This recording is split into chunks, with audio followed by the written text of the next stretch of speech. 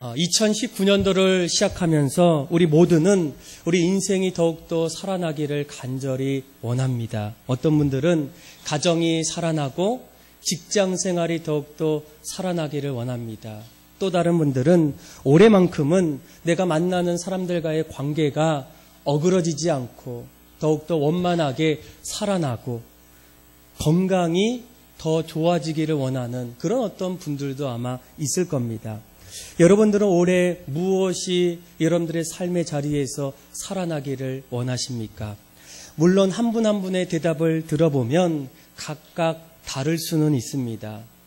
그러나 무엇보다도 이 신앙인이라면, 내가 하나님을 믿고 예수 그리스도를 나의 구주로 믿는 사람이라면 그 모든 신앙인들에게는 먼저 살아나야 될 아주 중요한 것이 있습니다. 그것은 바로 교회가 살아나고 나의 신앙이 살아나는 겁니다. 여러분, 교회가 살아날 때 교회는 여전히 이 땅에서 구원의 방주의 역할을 하게 됩니다.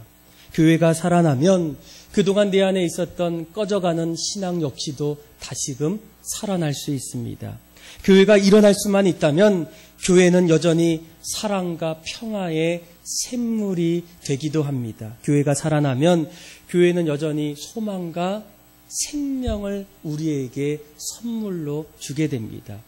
그래서 여러분, 이 교회가 살아나면 신앙도 살아나고 가정도 살아나며 모든 것이 점점 살아날 수 있기 때문입니다. 강을 통해서 비옥한 땅이 생겨나고 수많은 열매가 맺어진 것처럼 교회는 점점 살아날 때 우리의 가정, 또 우리의 어떤 직장, 우리의 어떤 나라와 민족까지도 점점 살아나는 그런 어떤 은혜가 나타나게 됩니다. 어떻게 그것이 가능할까? 우리가 에베소서의 말씀을 보게 되면 에베소서의 말씀은 주로 하나님께서 교회가 도대체 무엇일까? 교회를 이루는 성도들의 모습은 어떤 것일까? 보통 교회론에 대해서 설명하게 됩니다. 그런데 에베소서 1장 22절에서 23절까지 말씀을 보게 되면 이 세상 속에 있는 교회는 이러한 어떤 존재라는 것을 아주 명확하게 말씀하고 있습니다. 우리 한번 에베소서 1장 22절에서 23절의 말씀을 우리 먼저 화면을 보고 같이 한번 읽어보도록 하겠습니다. 에베소서 1장 우리 22절에서 또 23절의 말씀 같이 한번 읽겠습니다. 또 시작. 또 만물을 그의 발 아래에 복종하게 하시고 그를 만물 위에 교회의 머리로 삼으셨느니라. 교회는 그의 몸이니 만물 안에서 만물을 충만하게 하신 이의 충만이니라. 아멘. 자, 이 말씀 속에는 우리가 사는 세상을 만물이다 이렇게 얘기해요. 그런데 이 만물을 어떻게 하십니까? 그의 발 아래 복종케 하셨다는 거예요. 그분은 바로 예수님입니다. 이 세상은 예수님 앞에 복종케 하셨는데 더 중요한 것은 교회의 머리 대신 예수님께서 교회를 통해서 만물을 어떻게 하십니까? 충만하게 하신다는 거예요. 교회가 살아날 때 이 만물, 이 세상은 더욱더 살아나고 충만하게 될 수가 있다라는 거예요. 물론 어떤 분들은 여전히 이 세상에서 교회는 소망이 사라진 지 오래되지 않습니까? 낙관하기보다는 비관적으로 생각하는 분들이 있다라는 거예요. 그러나 여러분, 교회는 여전히 이 땅의 소망이라는 거예요. 또 교회는 그렇게 되어야 한다는 거예요. 그 이유는 하나님께서 머리 대신 예수님을 통해서 만물 위에 그를 높여주셨고 그 만물에 충만하게 하시는 그분이 바로 교회를 통해서 예수님을 통해서 시작될 수 있기 때문입니다. 그래서 20세기에 가장 유명했던 신학자 가운데에 마틴 로이드 존스 목사님은 교회에 대해서 이렇게 설명하시더라고요. 교회가 명백하게 세상과 구별될 때 교회는 세상에 관심과 영향력을 준다는 거예요. 처음에는 세상이 교회를 미워할지라도 결국 세상은 교회의 메시지에 귀를 기울일 것이다.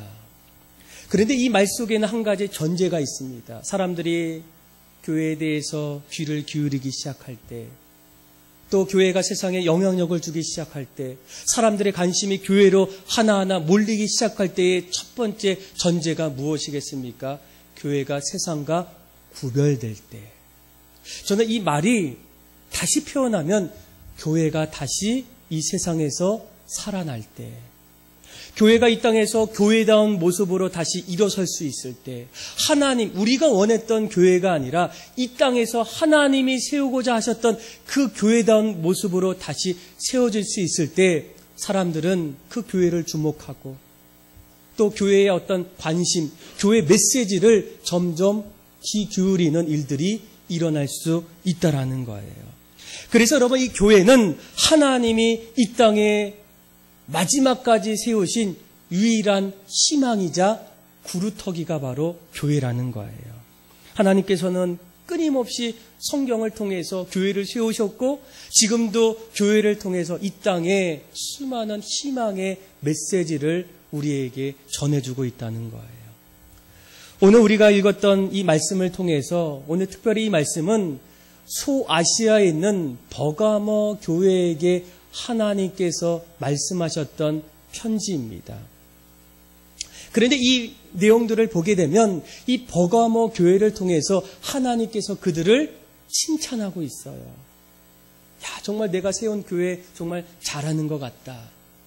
그런데 또 한 가지는 칭찬 속에서도 책망하는 것이 있어요. 그런데 이런 모습은 좀 못하는 것 같아. 저는 오늘 이 말씀을 보면서 그렇구나, 버가모 교회를 통해서 정말로 그들이 하나님 앞에서 칭찬받은 일이 도대체 무엇이고, 그래서 그 일들이 오늘날 우리 교회 안에서, 내가 섬기는 교회 안에서도 동일하게 일어날 수만 있다면 이 교회가 점점 살아나지 않겠습니까? 또 버가모 교회에 책망했던 부분들을 우리가 다시 한번 돌아보면서 이제는 그것을 하나하나 교회에 비추어 봐서 수정할 수 있고 보완할 수 있다면, 그건 역시도 하나님께서 교회다운 교회의 모습을 봄을 통해서 오늘 이 시대에 교회가 만물을 충만케 하시는 충만의 은혜가 다시금 일어날 수 있다라는 거예요. 그렇다면 오늘 이 요한계시록 말씀을 통해서 버가모 교회에 나타났던 신앙의 교훈은 무엇이었고, 또 우리는 그 모습을 보면서 교회와 신앙의 성도들이 무엇을 마음에 준비해야 할지를 함께 나누기를 원해요. 우리 한번 12절에서 우리 13절의 말씀을 우리 같이 한번 읽어보겠습니다. 같이 한번 읽어볼까요? 시작. 버가모 교회의 사자에게 편지하라. 좌우에 날성검을 가지신 이가 이르시되 내가 어디서 사는지를 내가 아노니 거기는 사단의 권자가 있는 데라. 안디바가 너희 가운데 곧 사단이 사는 곳에서 죽임을 당할 때에도 나를 믿는 믿음을 저버리지 아니하였도다. 아멘. 여러분, 버가모 교회는 하나님 앞에서 칭찬받은 교회입니다. 그런데 무엇으로 칭찬받았을까? 우리가 방금 읽었던 13절 끝절에 보게 되면 그들이 흔들릴 수밖에 없는 그런 자리에서도 믿음을 어떻게 했다고요? 저버리지 아니하였다는 거예요. 하나님이 그 모습을 보고 그들을 칭찬하기 시작해요. 여기서 우리가 가장 중요한 것은 교회를 이루는 성도들이 흔들리지 않는 믿음을 세워나갈 때 교회는 교회다운 교회로, 성도는 성도다운 성도로 세워질 수 있다라는 거예요. 여러분들의 믿음은 어떤 믿음이겠습니까? 12절 말씀에 보게 되면 이 버가모 교회의 사자에게 하나님께서 13절에 뭐라고 얘기합니까? 너가 어디에 사는지를 안다는 거예요. 이 버가모 지역이 어디일까? 그런데 그 자리를 뭐라고 얘기합니까? 사단의 권자가 있는 곳이라는 거예요. 이 버가모 지역은 에베소와 서버나와는 다르게 소아시아의 내륙 지역에 있었던 지역입니다. 무엇보다도 로마가 이 소아시아 지역을 다스리는 데에 가장 중요한 어떤 지역이라서 행정지역이라고도 불리게 돼요. 그러다 보니까 그것은 정치적으로나 문화적으로 점점 아주 중요한 어떤 기능을 감당하는 지역으로 변하게 됩니다. 더욱이 당시 로마 황제였던 아우구스투스 신전이 세워지면서 그것이 바로 황제 숭배의 중심지가 되었던 지역이 바로 버거머라는 거예요. 어느 정도 여러분 생각할 수 있지 않습니까? 황제 중심의 신전이 있는 곳에서 로마 사람들이 아주 중요한 지역으로 여기는 그곳에 교회를 세웠다. 버거마 교회가 세워졌다. 그러면 그곳에 있는 사람들의 신앙의 어떤 상태는 어떻습니까? 신앙생활하기가 그렇게 쉽지는 않았다는 거예요. 끊임없는 어떤 박해가 있었고 심지어는 다른 어떤 곳에는 교회가 여전히 남아있을 수는 있더라도 이 버거모 지역만큼은 교회가 남아있기가 쉽지 않다라는 거예요. 그래서 여러분 13절에 누가 나옵니까? 내 충성된 증인 안디바가 나와요.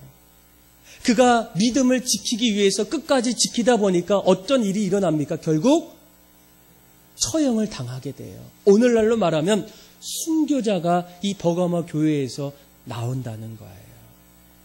그런데 중요한 것은 13절 끝절에 뭐라고 얘기합니까? 너희가 흔들릴 수 있는 그런 어떤 때에도 나를 믿는 믿음을 어떻게 했다고요? 저버리지 아니하였다는 거예요. 여러분 정말 교회가 교회답기 위해서 또 성도가 성도답기 위해서는 우리의 믿음이 어떤 믿음인지를 여러분들 반드시 점검하셔야 돼요. 보통 말씀을 들을 때마다 수많은 강단 앞에서 믿음을 갖고 뭐라고 얘기합니까? 그렇죠? 믿음으로 서라는 거예요. 우리가 신앙생활을 하기를 원하고 하나님의 이름으로 살기를 원할 때 우리들의 믿음을 굳건히 세우기를 원한다는 거예요. 그 말씀이 날마다 선포됩니다. 그런데 우리가 날마다 그 믿음을 점검하고 믿음을 세워나가는 가운데 있더라도 어떻습니까? 어느 날부터는 정말로 열심히 했던 사람들이 그 믿음이 한순간에 넘어가는 분들이 있다는 거예요. 누가 한마디 말만 하면 마음의 상처를 받아가지고 그동안 쌓았고 견고했던 내 믿음이 뿌리채 흔들리는 그런 어떤 성도들도 종종 볼 수가 있다라는 거예요. 그러다 보니까 어떤 일들이 일어납니까? 우리는 보통 주기도문 할 때 뭘 고백해요? 시험에 들게 하지 마옵시고 이런 고백까지 하지만 어떤 자리에서는 시험이 들어서 믿음이 흔들리거나 믿음마저도 끝까지 사라지는 일들을 종종 볼 수가 있다는 거예요. 교회를 다니니 많이, 교회를 옮기니 많이, 하나님이 있니 없니. 보통 우리가 이런 어떤 믿음이 흔들릴 때의 그 자리를 시험이라고 얘기해요. 그런데 하나님께서 원하셨던 것은 환경 때문에 또 어떤 상황 때문에 너가 가졌던 그 믿음이 흔들리거나 그 믿음마저도 사라지는 것을 원하고 있지 않다라는 거예요. 하나님이 원하시는 교회, 또 하나님께서 원하셨던 꿈꿨던 교회는 성도들이 어떤 삶의 자리에서도 흔들림 없이 끝까지 그 믿음을 지키고 하나님 앞에서 서기를 원하는 그 교회를 하나님이 원하셨다는 거예요.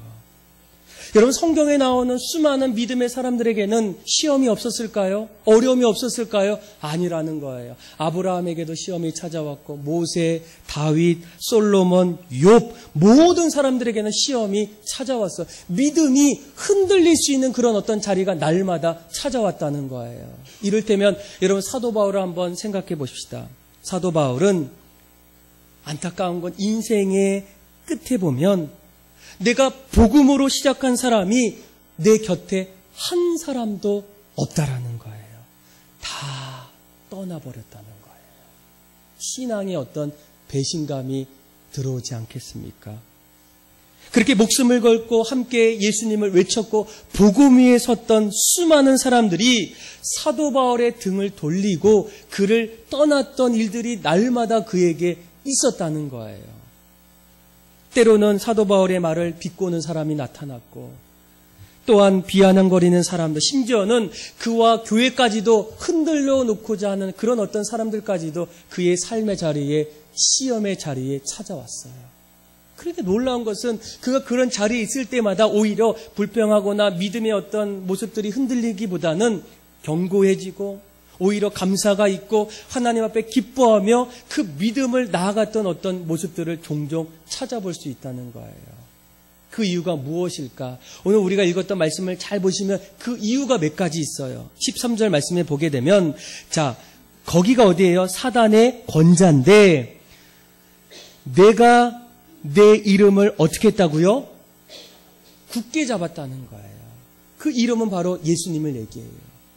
어떤 삶의 자리에서 시험이 찾아올 때에도 내 삶의 중심에는 예수 그리스도, 그분이 내 삶의 주인이 되셨기 때문에, 그분을 내가 늘 의지했기 때문에 환경 속에서도 환경을 바라보지 않고 또 어떤 어려운 자리에서도 어떤 조건들을 바라보지 않고 그 이름을 끝까지 붙잡았기 때문에, 사도 바울도 마찬가지 아니겠습니까? 나의 달려갈 길, 곧 주 예수께 받은 사명, 날마다 어떤 자리에서도 예수님이 나를 부르셨고 예수님이 나와 함께 하셔서 내가 날마다 표대를 향해서 달려가는 어떤 사도 바울의 고백이 시험의 자리에서도 믿음을 흔들리지 않고 굳건히 나아갈 수 있는 어떤 비결이라는 거예요.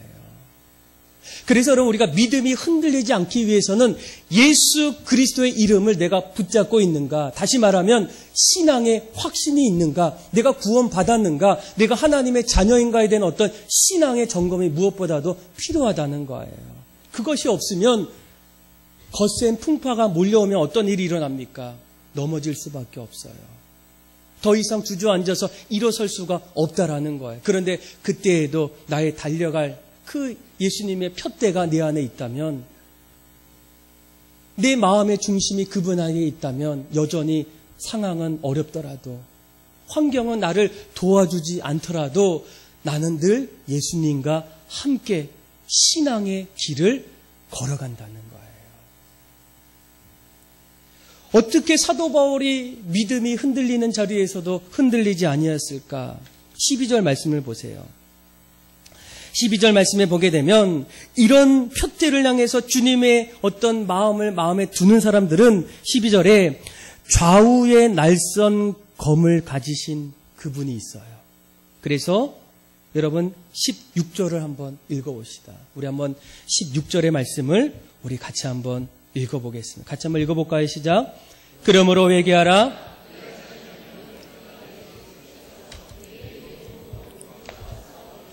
아멘. 자, 여기에서 또 한 가지 공통적으로 나온 게 뭐예요? 검이라는 거예요. 검. 그렇죠? 좌우에 날선 검. 여러분, 이 검이 도대체 무엇일까? 이 초대 교부였던 터툴리아는 두 날개의 검이 바로 신약과 구약을 뜻하는 하나님의 말씀이라는 거예요. 하나님의 말씀이 우리 안에 들어오기 시작하면, 그 말씀이 내 인생을 역사하기 시작하면 16절에 뭐라고 얘기합니까? 그들과 어떻게 한다고요? 싸운다는 거예요. 물론 말씀 앞에서 내가 말씀을 지키지 않으면 그 말씀이 진노로, 심판으로 다가올 때가 있지만, 내가 그 말씀을 붙잡고 나아갈 때 그 말씀이 오히려 내 인생 앞에서, 내 앞에서 나를 싸우게 하는 놀라운 능력이 우리 가운데 나타난다는 거예요. 그래서 여러분, 우리가 믿음이 자라나고 믿음이 흔들리는 자리에서도 견고해지기 위해서는 우리가 어떻습니까? 주의 말씀을 반드시 붙잡아야 돼요. 사도 바울이 디모데에게 뭐라고 얘기합니까? 모든 하나님의 말씀은 하나님의 감동으로 됐는데 그 안에는 교훈도 있고 책망도 있고 바르게 함과 의로 교육하는 어떤 의미가 하나님의 말씀 속에 있다는 거예요. 내가 잘못된 길을 걸어갔을 때 하나님 말씀은 우리를 책망하기 시작해요. 우리가 어떤 인생을 살아갈지 못할 때 말씀을 통해서 우리를 의의 길로 인도하시는 것이 바로 하나님의 말씀이라는 거예요.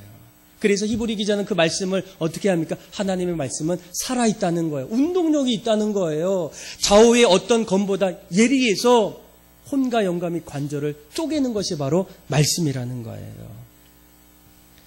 시편의 다윗도 뭐라고 얘기하면 주의 말씀은 내 발의 등이요 내 길의 빛이라는 거예요.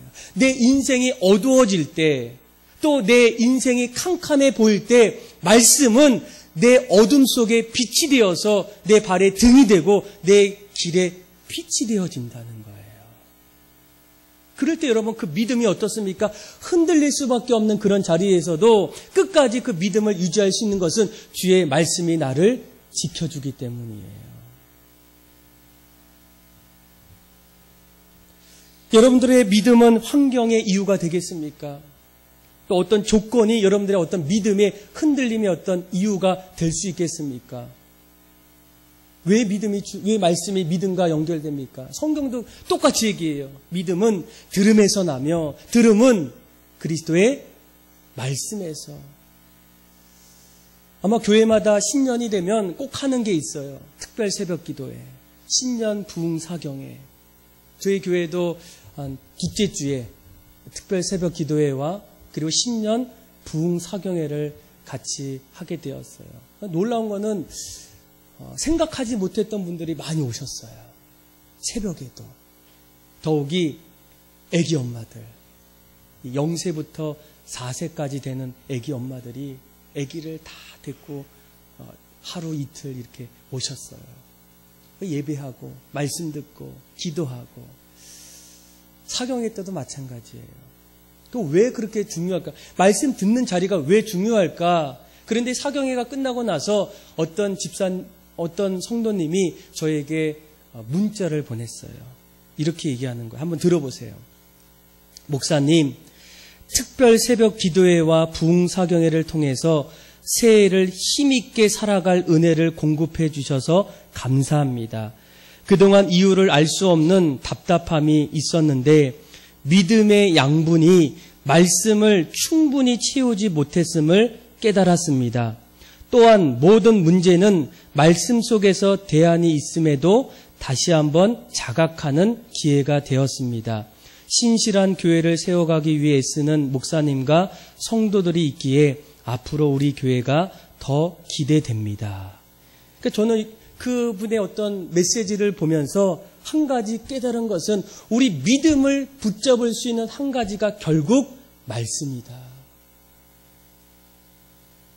그냥 겉으로 보기에는 다 믿음이 있어 보이는데 그 믿음을 언제 알 수 있습니까?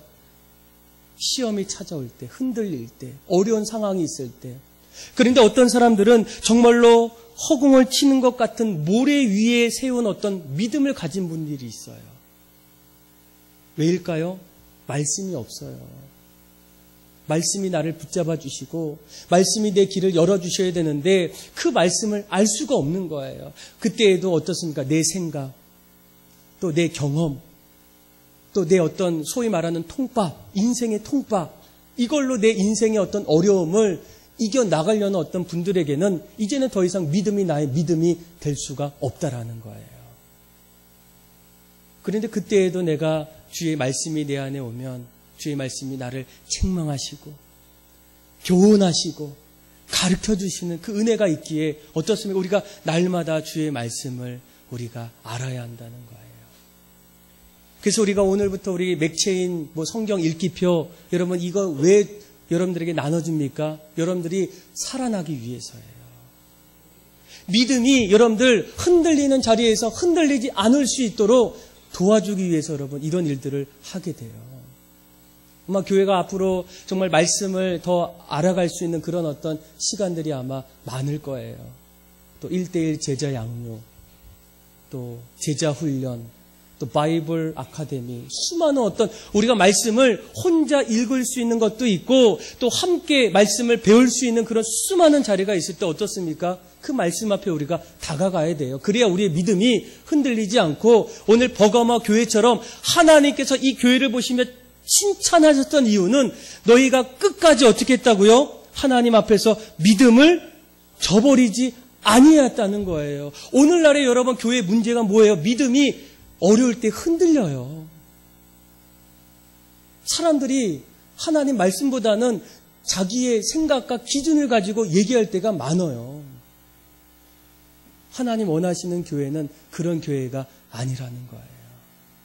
주의 말씀을 듣고 그 말씀이 내 삶에 시작될 때 그 말씀으로 끝까지 어떤 상황 속에서도 흔들리지 않는 그 믿음으로 나아가는 교회, 그 교회가 하나님이 칭찬해 주셨고 오늘날도 믿음을 지키는 교회만이 하나님이 칭찬해 주는 더 살아날 수 있는 그런 어떤 교회라는 거예요. 여러분 한번 스스로 질문해 보세요. 내 믿음은 어떤 믿음인가? 그 믿음을 붙잡기 위해서 어떤 자리에서도 견고하게 나아가기 위해서 내 믿음의 어떤 연단, 훈련은 도대체 지금 하고 있는가? 두 번째로 이 14절 말씀을 보면 교회가 더 살아나기 위해서 또 한 가지 우리가 기억해야 될 게 있어요. 우리 14절 말씀을 또 같이 한번 읽어보겠습니다. 시작. 그러나 내게 두어 가지 책망할 것이 있나니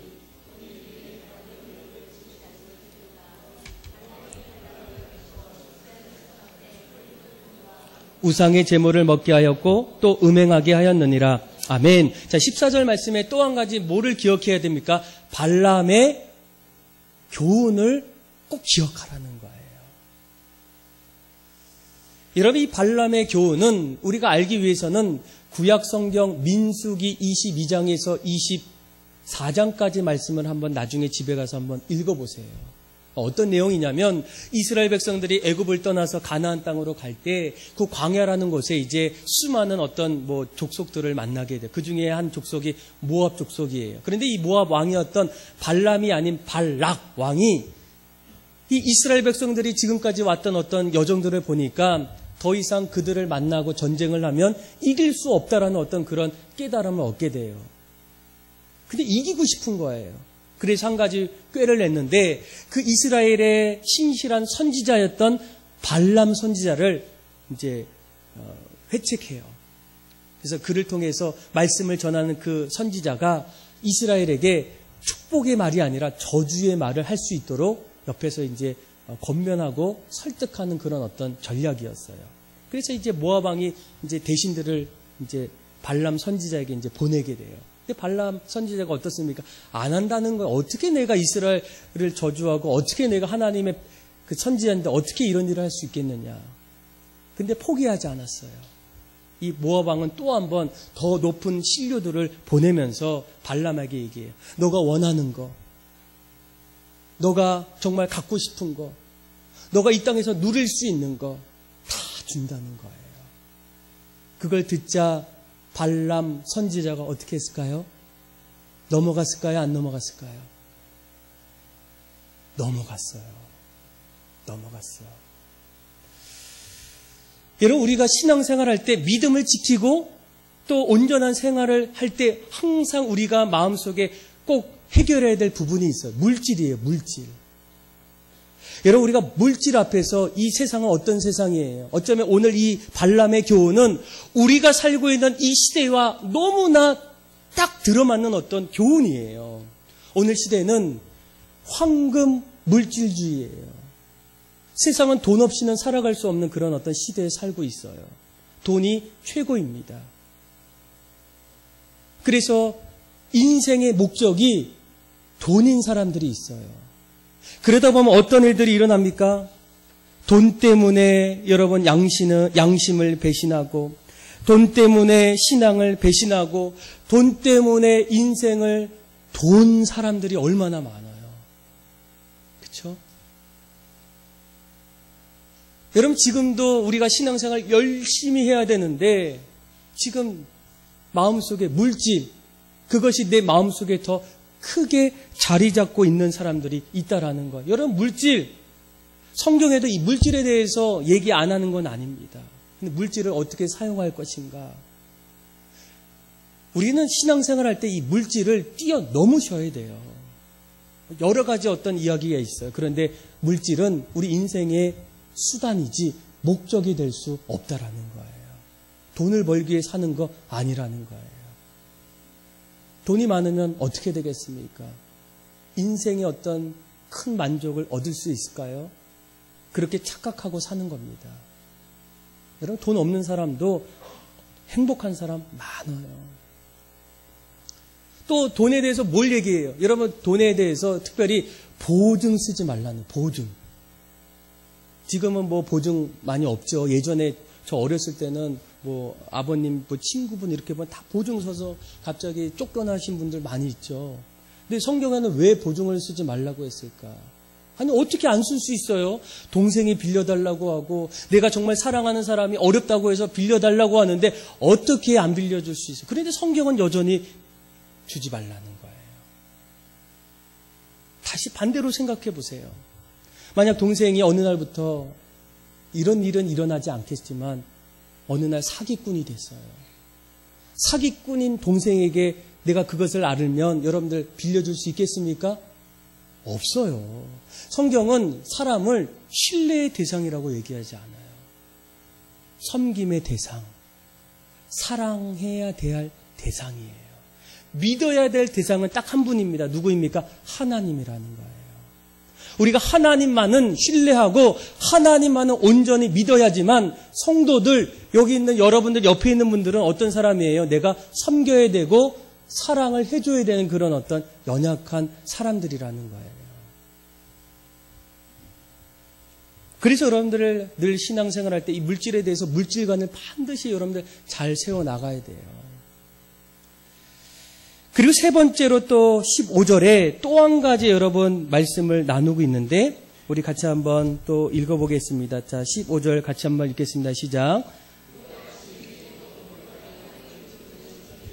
이또다. 아멘. 자, 14절에는 발람의 교훈이었고 그 다음에 15절에는 어떤 교훈입니까? 니골라당의 교훈이에요. 여러분, 이 니골라당은 성경학자들이 몇 가지 그들의 어떤 특징을 이렇게 얘기해요. 그들은 무율법주의자라는 것. 율법이 있는데 율법을 지켜야 하는데 율법을 지키지 않아도 괜찮다는 거예요. 또 한 가지는 하나님이 우리에게 성을 주셨어요. 그런데 이 성에 어떤 질서가 있는데 성의 어떤 방종을 허용하는 거예요. 내가 율법을 지키지 않는 이유가 뭐가 있습니까? 그렇죠. 그때 우리가 어떤 기쁨이 있어요. 쾌락. 성적인 어떤 무질서도 쾌락이 있어요. 그러니까 이 니골라당의 어떤 교훈은 뭐가 있습니까? 쾌락주의를 얘기해요. 물론 우리가 어떤 쾌락을 마음에 두는 것은 잘못된 일은 아니에요. 하나님이 우리에게도 어떤 쾌락, 기쁨, 즐거움, 감사, 어떤 신나는 어떤 일들 우리에게 다 주셨어요. 그런데 쾌락주의는 뭐예요? 내 인생의 중심이 쾌락이라는 거예요. 하나님보다 쾌락을 더 좋아할 때. 어쩌면 여기 있는 분들도 아마 있을 수도 있어요. 오늘 예배가 마치면 우리의 관심, 오늘 이 자리에도 오늘 예배 끝나고 어디로 놀러 갈까? 어디 갈까? 그런 어떤 마음이 혹여나 있다면 그런 분들에게는 여러분 어떻습니까? 하나님보다도 쾌락이 내 마음에 더 중심이 될 수 있다는 거예요. 그래서 하나님께서 이 버가모 교회에게 뭐라고 얘기합니까? 니골라당의 교훈을 기억하라는 거예요. 신앙생활은 우리의 삶의 중심이 다른 어떤 것이 아니라는 거예요.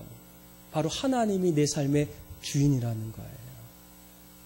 여러분 요즘에 항상 보면 뭐가 있습니까? 이 물질도 오늘 이 시대에 너무나 우리에게 너무나 적용되는 모습이지만 쾌락도 마찬가지예요. 요즘에 이 시대를 레저 문화라고 얘기하잖아요. 뭐 TV도 틀면 뭐가 나와요? 맨날 뭐 배우는 것보다는 뭐 먹는 대로 가요. 먹방. 그렇죠? 어떻게 가서 거기에서 맛있는 음식을 먹을 수 있을까? 뭐가 있을까? 어떻게 하면 신나게 놀 수 있을까? 다 그런 내용들, 다 TV 틀면 다 그런 내용들 아니겠습니까? 그런데 하나님이 버가모 교회 성도들에게 이런 어떤 모습들을 어떻게 하라고요? 주의하라는 거예요. 우리가 정말 교회를 세워나가고 교회가 점점 살아나길 원할 때 우리의 신앙이 하나님 앞에서 온전한 신앙으로 점점 나아가기 위해서는 우리에게 뭘 필요합니까? 이 물질을 극복하셔야 돼요. 또 쾌락주의를 이제는 벗어나야 돼요. 혹시 여러분들 오늘 예배 끝나고 어디 갈까? 지금도 여전히 갈등하는 분 계시지 않습니까? 오늘 이제 몇 시간밖에 안 남았는데 어딜 가야 될까? 여러분, 이 시간은, 주일은 온전히 하나님만을 바라보고 하나님의 은혜를 구하며 주의 말씀을 듣고 하나하나 믿음을 견고하게 세워 나가는 그런 중요한 시간이에요. 여러분, 교회가 왜 살아나야 되는데 살아나지 않을까? 우리가 자꾸만 반대를 하고 있어요. 물질 앞에서 넘어질 때가 많고, 또 어떤 수많은 유익과 쾌락 앞에서 신앙이 무너질 때가 많고, 또 어떤 시험의 자리에서 내가 그동안 갖고 있었던 믿음마저도 뿌리채 흔들릴 때가 너무나 많을 때, 여러분, 교회가 살아나야 되는데, 교회가 다시 일어나야 되는데 일어날 수가 없다는 거예요. 교회가 누구입니까? 예수님의 이름으로 모인 우리 모두의 공동체가 바로 교회예요. 한 사람 한 사람이 내가 스스로 하나님 앞에서 믿음을 지키고 물질과 쾌락 앞에서 내가 하나님 중심으로 온전히 서가면 오늘날 하나님께서 우리들의 모습을 보고 칭찬하시고, 이제는 내가 섬기는 교회, 내가 있는 그 자리가 어떤 일들이 일어납니까? 하나님의 은혜를 통해서 점점 살아날 수가 있다라는 거예요. 그래야 교회가 살아나고 신앙이 살아나면 어떤 일이 일어납니까? 가정도 살아나고 직장 생활도 관계도 점점 살아날 수 있다라는 겁니다. 사랑하는 믿음의 성도 여러분, 올 한 해 우리의 삶이 더욱더 살아나기를 간절히 원하지 않습니까? 여러분, 무엇부터 우리가 살아나야 되겠습니까? 직장, 건강, 또 관계, 물론 그것도 필요한데, 여러분, 크게 보면 사실은 우리의 신앙이 살아나야 돼요. 교회가 살아나야 돼요. 하나님이 교회에 예수님을 통해 머리 되게 하셔서 만물을 충만하게 하시는 그 이가 바로 교회의 머리 대신 예수님을 통해서 시작되게 돼요. 저는 여러분들이 올 한 해 교회를 살리고 여러분들의 신앙을 다시 한번 믿음을 점검하며 일으켜 나감을 통해서 올 한 해 가정도 살아나고 직장도 살아나고 여러분들의 삶의 자리도 날마다 살아나는 은혜가 넘쳐나는 그런 여러분들의 삶이 다 되기를 주님의 이름으로 축복합니다. 우리 내